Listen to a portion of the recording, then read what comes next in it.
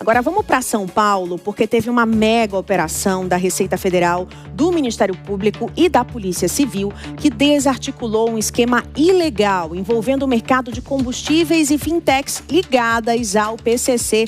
E quem acompanhou tudo isso desde cedinho e vai chegar ao vivo com a gente agora é David de Tarso, meu amigo. Boa tarde, bem-vindo. Já tem realmente um resultado já parcial dessa operação, David? Assim, meu Márcio, muito boa tarde a você, ao Bruno e também a você que nos acompanha nas mais diferentes plataformas da Jovem Pan News. Essa operação realizada nesta quinta-feira pelo Ministério Público, Polícia Federal, Receita Federal, até mesmo com a colaboração da ANP, Agência Nacional do Petróleo, ela é um desdobramento da Carbono Oculto, que a gente mostrou que chegou, desvendou os postos de combustíveis que são administrados pelo primeiro comando da capital, o PCC. E na operação de hoje, eles tiveram como foco, então, uma das lideranças do grupo, o conhecido Flavinho, ele que operava todo o sistema da lavagem de dinheiro. O que acontecia? De acordo com as investigações, eles operavam o sistema de jogos clandestinos em Santos, principalmente no litoral paulista. Dessa maneira, as transações bancárias eram feitas por meio das maquininhas de cartão. Então, o Ministério Público e as outras forças de segurança conseguiram chegar a essas pessoas envolvidas nesse esquema, que conta não só com os jogos ilegais, mas também com as redes de postos de combustíveis, mais de 270 postos de combustíveis que foram alvos dessa operação de hoje, desta quinta-feira, além também de motéis administrados pelo PCC, o primeiro comando da capital, porque de acordo com os promotores com quem eu conversei, é difícil eles conseguirem fazer o rastreio e até mesmo verificar, porque muitas pessoas, obviamente, não pedem nota nesses estabelecimentos. Então, fica mais difícil de você fazer o rastreio desse dinheiro, mas eles conseguiram e com todo o montante da Operação Carbono Oculto até agora, eles já bloquearam mais de 7,6 bilhões de reais.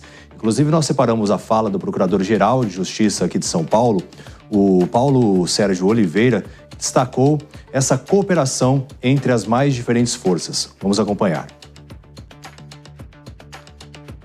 Mais uma vez, nós estamos aqui para informar a população a respeito de operações realizadas sempre com aquela ação absolutamente colaborativa entre diversas instituições. Então, nós temos aqui o Ministério Público, a Procuradoria-Geral do Estado, a Receita Federal, a Secretaria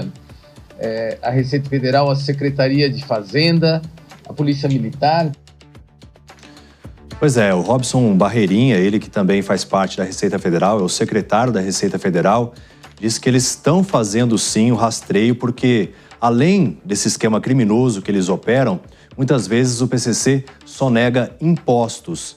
E dessa maneira eles estão fazendo um rastreio para saber se efetivamente aquele negócio gera tudo aquilo de receita para desvendar então as empresas ligadas ao grupo criminoso. Vamos acompanhar.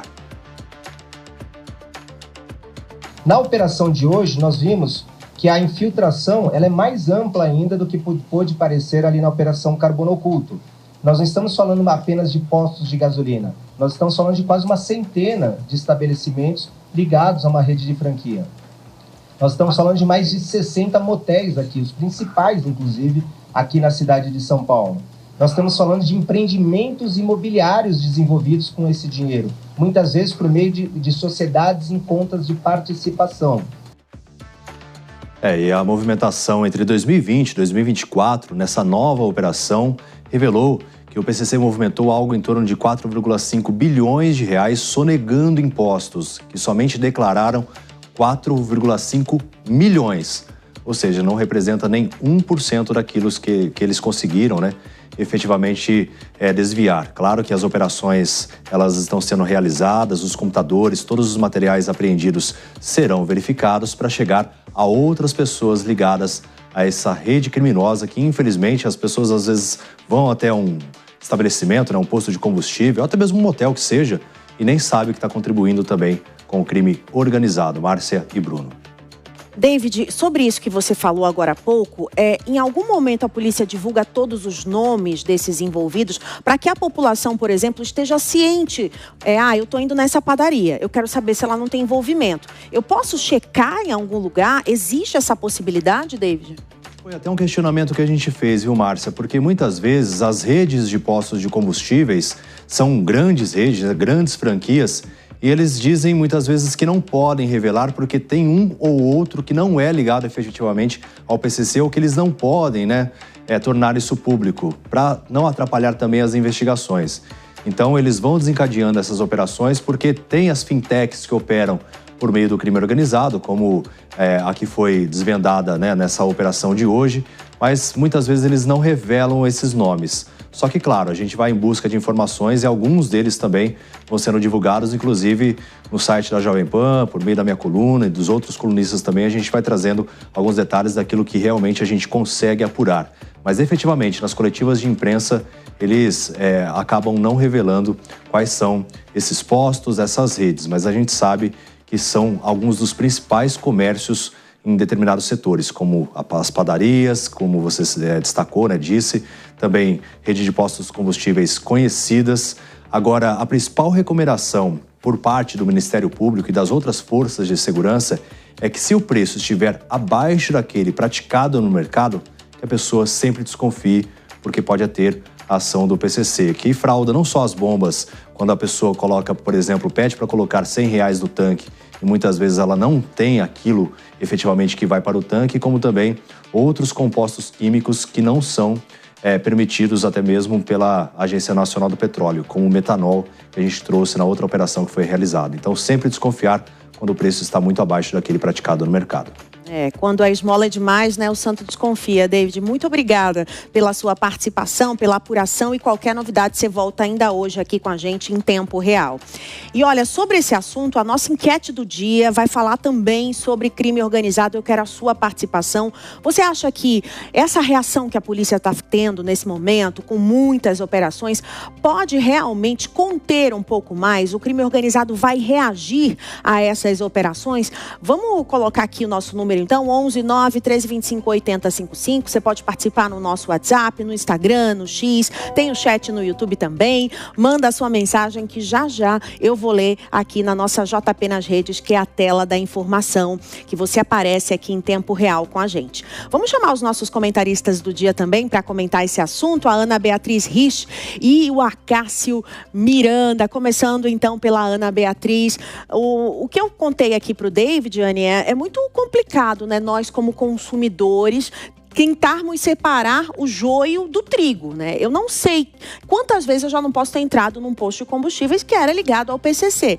Essas organizações estão cada vez mais entranhadas em todos os setores da nossa sociedade. E aí eu me pergunto, por que não foi quebrado o sigilo bancário antes? Por que não foi feito tudo isso antes? A nossa lei também ainda não é muito boa, para a polícia conseguir fazer essa investigação. Parece que existem muitas barreiras ainda, Ana? Boa tarde. Márcia, boa tarde, Bruno, boa tarde a toda a nossa audiência. Realmente a gente tem uma série de obstáculos para conseguir fazer com que investigações caminhem na velocidade que a sociedade precisa e almeja. A gente tem esses percalços legislativos, existe uma série de formalidades a serem seguidas para que, por exemplo, se quebre sigilo bancário, sejam bloqueados bens, que a gente consiga efetivo acesso a informações financeiras de um determinado investigado. Até porque um dos princípios base da nossa Constituição é justamente a presunção de inocência. Portanto, até que se prove o contrário, aquele é considerado e deve ser considerado inocente.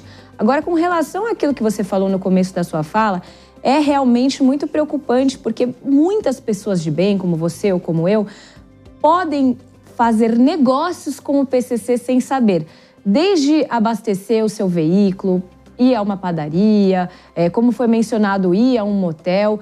E a gente vê tanto enraizamento do PCC dentro da sociedade civil que, inclusive, eu questiono sempre como o governo vai se portar diante dessa situação. Porque a gente não pode simplesmente fechar todos os estabelecimentos do PCC, que são, de alguma forma, administrados por ele, porque, muito provavelmente, uma parcela significativa da sociedade vai perder os seus empregos, vai perder os seus fornecedores. Como vai ficar toda essa situação? Como é que a gente vai trazer para a legalidade novamente tantos negócios como esses?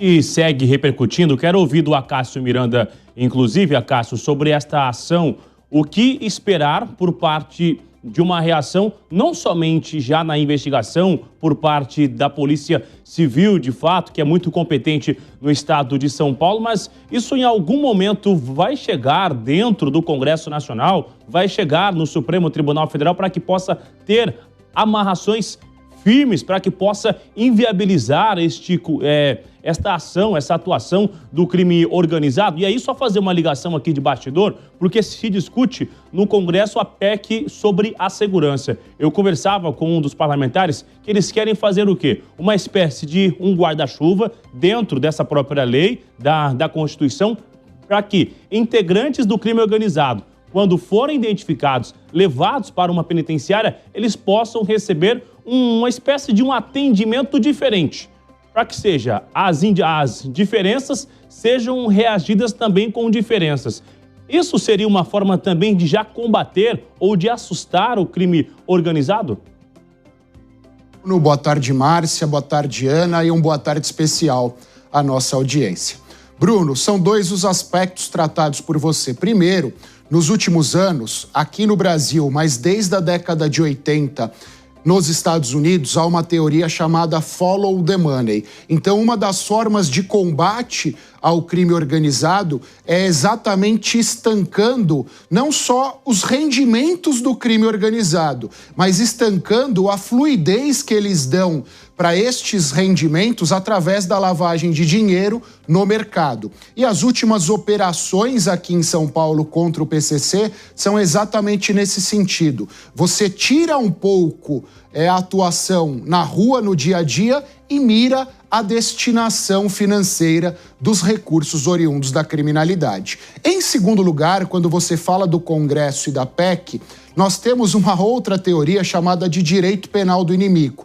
De forma bem superficial, você trata de forma distinta aqueles criminosos que são incapazes de viver de acordo com as regras em sociedade. Significa que se o sujeito, a punição em relação a ele não surte efeito nenhum, você precisa de uma punição mais contundente, de uma atuação mais eficaz. E é isso que a PEC busca. Já que eles têm mais instrumentos, já que o poderio do Estado não os atinge efetivamente, vamos buscar mecanismos mais fortes, mais pesados, que combinem mais com a atuação do crime organizado. Resta saber, Bruno, se o Congresso conseguirá aprovar esta PEC, resta saber se o Judiciário vai digerir o conteúdo desta PEC e resta saber, principalmente, se ela vai operar efeitos no dia a dia, na prática. São várias as expectativas sobre essa discussão da segurança no Congresso Nacional. Se fala, inclusive, sobre o regime aberto, o semiaberto, a evolução, ou seja, se este criminoso de uma organização criminosa for condenado, que ele fique cerca de 50% da sua condenação ali em regime fechado, somente na sequência ver essa evolução, enfim, amarrações e ainda incertezas dessa discussão dentro do Congresso Nacional.